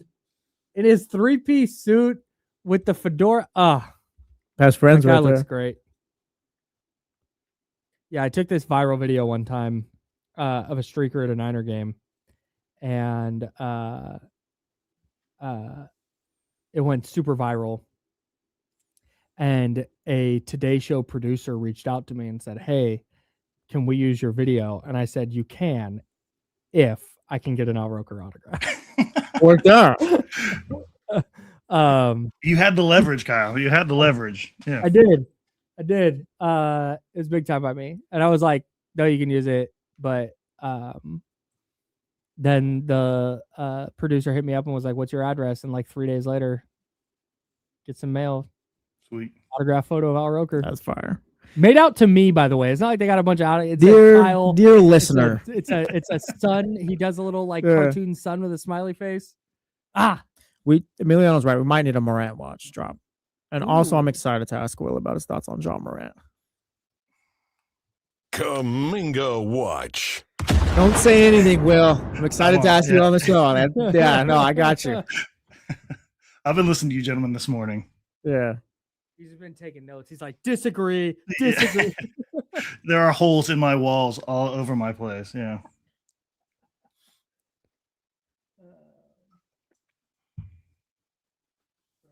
Jill's here? Shout out Jill Edge. Hey. Yay.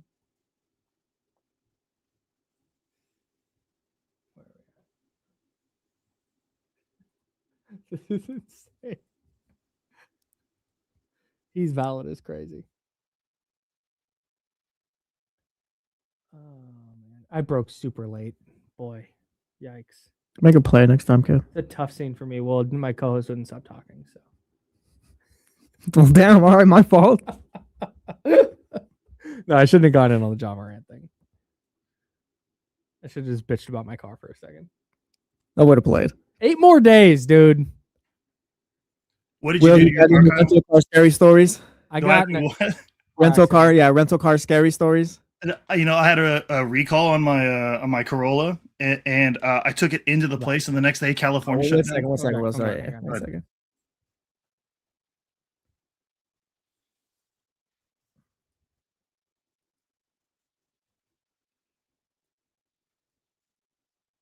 That's my bad, man. Welcome back to The Jump with Kyle Madson and Jesse Tapia. It is my bad because I was trying to hit this one. Scott Perry is cooking up magic. Yeah, that one hasn't aged out so well so far. That's fine. It's fine. I'm Kyle. That's Jesse. Will Griffith, the King's Herald, joining us now.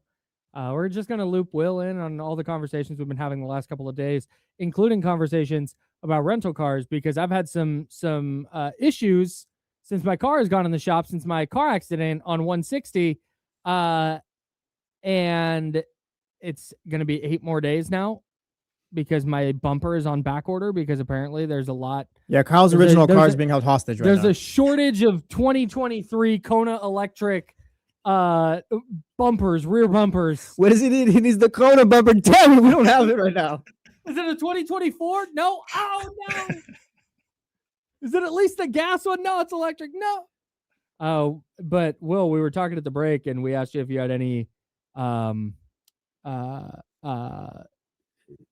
stories of rental cars, and you started to tell a story, and then you were rudely interrupted by the voice guy. No. I the only thing I could think of was right before it was early 2020. My car had a recall that I had like mandatory bring it in, so I brought it in, and literally 2 days later the state shut down. So they gave me a loaner car, and I had that loaner car for like 8 months. Oh, geez. I kept calling him like, when do I get my car back? And it was like, we are not here, brother. Like people are dying in the streets. Like you're not getting that car back. And finally I was like, do I just get to keep the car? At like 8 months, I was like, do I just keep this one or what? And they're like, oh, we forgot that we had that car on the lot. Give us a second. And like 2 days later, like come pick it up. So I have no idea. Like it was almost things like I kind of like had to go back to my old Corolla, which was kind of shitty, but like, excuse my language, but after that, it was fine, I guess. Yeah. Well, Kings are picking 7th now. Do you feel any better about that? Yeah, where are we at? You've had a couple days now. It's better than 9. Like, I mean, we could spend 4 hours here talking about like the reason you lose games near the end of the season is to ensure that when you drop, like the Kings tend to do, you drop to 5 instead of drop to 7. But it is what it is. We are here now. The Kings have to make the best pick possible at 7 and ball up top, I guess is my response to that. Nice. Any concerns regarding Scott Perry? Maybe his plan so far, his process, chose to build a winning culture towards the end of the season, didn't necessarily tank like everyone else, and now they're picking 7. Do you have any issues with that? Yeah, oh, absolutely. I've only ever had problems with the way Scott Perry has spent his first year building this team, from the Schroeder stuff to the way they got Keon out of town. It's been kind of it feels like a guy who's balancing an owner who wants to compete immediately and a team that is trending towards a rebuild and a fan base that is desperate for a youth movement. And he's having to juggle those 3 things. And I mean, balls are falling to the ground, I guess. Yeah, it's it's hard to find. We're talking with Will Griffith on of the King's Herald right now. It's difficult for me because I fully get the idea that like, hey, this hasn't gone super well, but at the same time, I've also been on the train of, hey, as long as they get this draft pick right or their next couple draft picks right, like then it's fine. And one of the things I think that Scott Perry has done objectively well in his 1 year is draft. It looks like Nick Clifford is at least a rotation player. It looks like Max Reynolds at least a rotation player. Same thing with Dylan Cardwell, who was undrafted. If the whole goal is to hit on a couple of draft picks over the next couple of years, like that's where I feel really good about Scott Perry. And if they do that, I feel like a lot of the Dennis Schroeder stuff, the Keon Ellis stuff, a lot of that stuff kind of goes by the wayside. Yeah, I think to a certain extent it does. Obviously, drafting is just one part of a 3-headed hydra here. But like Scott has done a very good job in his first draft, and that gives me a little bit of confidence there. But he's trading into these picks last year. He was not getting, I mean, we're talking about much lower picks in a draft where it's like, if you can get a warm body that can keep that seat in the Kings Arena warm, you've done a pretty good job in the second round. And he's pulled some guys that look like actual players. That's great. But now you're at the number 7 pick. You have a very clear top 3 or 4, and then you have to pull from this next group of players the best player that is presented to you. Otherwise, Kings fans go from like hungry for a good young team to like starving and like clawing at you and like calling for your head.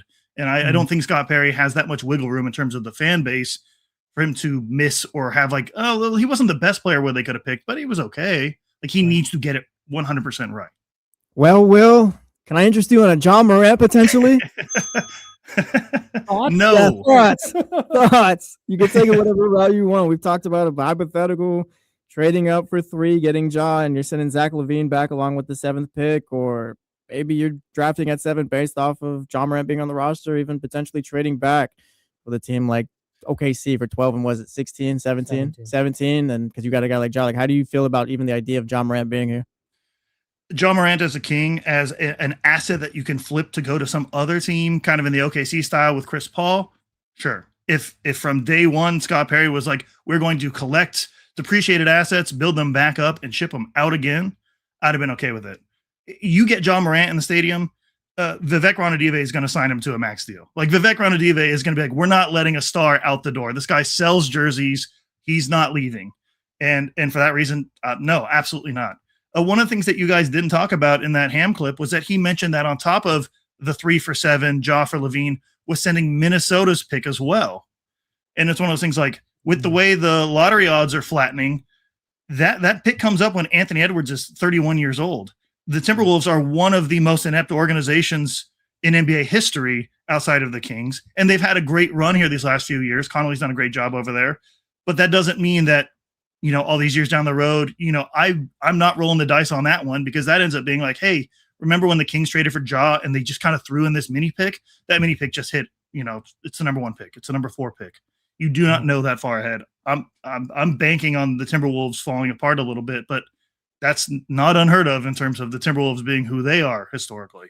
So Morant, athletically, his best days are behind him. Mentally, I think his best days are behind him. He went from being a star who was going to be leading $1 billion Powerade deal to completely crushing every, you know, endorsement opportunity he's had with all the gun stuff and everything else. Like, that stuff doesn't really matter to me. I'm thinking about inside his head, what kind of player is he now? Because he's a malcontent in Memphis. He's telling guys, I don't want to be here. Okay, he's going to want to be in Sacramento. He's going to want to play with Domantas Sabonis. Domantas Sabonis, who couldn't handle De'Aaron Fox, a very mild-mannered guy, is going to be good with Ja Morant next to him.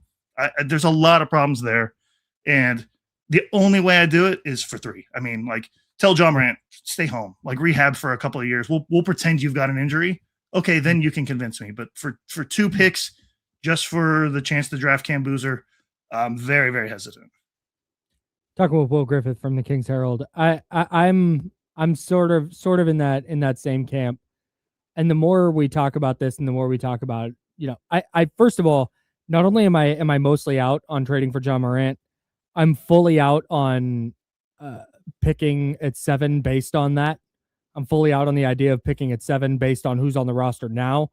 To me, what this comes down to is we can talk about trades back to 12 and 17 from 7. We can talk about all that.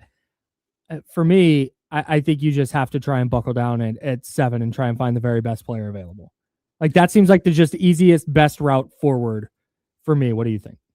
Yeah, I do not consider a single person on this roster, because even a guy like Maxime Reynaud may not be here the next time the Kings make the playoffs. Yep. You've got to go best player available, regardless of position, regardless of fit. If it's a shooting guard, you just grit your teeth and go, well, okay, this is it, because this person is going to be the first building block in a rebuild, if they're even doing that. The hybrid rebuild stuff scares me. You know what? We got Darius Acuff Jr. We can go for a play-in spot now. All that kind of like very Kingsy stuff coming up, I do not care. Draft the best player available, regardless of position. Potentially at 7, who's the best player that could be available to you? Do you think? If Darius Acuff is available, it's got to be Darius Acuff. Like, I think he has the most star potential in a league that's run by stars. I think he's the guy you've just got to do. His arms are longer than expected. He's about as short as we thought, but he's enough of a game manager. He's a great combination of scoring and passing. He's got to be the dude. Not that there isn't other dudes that could pan out, but like a Mikael Brown Jr., like his back, as long as his back is, questionable, I'm not touching it with a 10-foot pole. Yeah. Kingston Fleming's measuring in the way he did with the 6'3" wingspan. That was a significant bummer for me, because he was the guy I was kind of circling, like, man, you watch him and he's just so active defensively, and you could see where the Kings are just going to fall in love with that. And then you see the measurements and you go, oh, that might just not be a guy who can be super effective in the NBA. He was the guy for me that I was hoping the Clippers would fall in love with. It's like, okay, like to bump Darius Acuff down a little bit further, you need to have a couple of teams that go, you need Brooklyn to go, we know he's got star potential on the offensive end. we need a dude. Our team focuses on both ends of the court, and he's not our guy. But like, so you need Brown, you need Flemings to impress those guys, and having little T-Rex arms isn't going to do it. Yeah. You mentioned Michael Brown's back problem. Wouldn't touch him with the 10-foot pole if it is like a problem going forward. Is he the one you're most out on, or is there someone else as far as that group of prospects that people have talked about that you don't love either?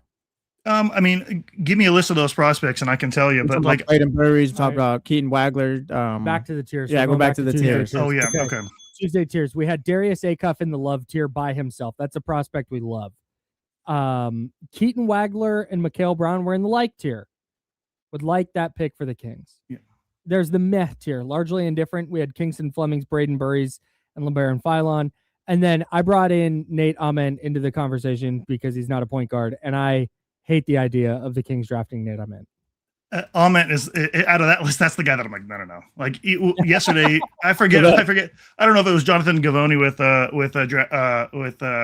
Draft Express or whatever. But one of them had a tweet about like, oh, and he talked to the doctors and his epiphyseal plate still hasn't closed, so he could still grow a couple inches. And it's like, if your pitch for me to draft him is he could be 2 inches taller in a year, I'm good. Thanks, man. Appreciate it. You can keep him going on down the line.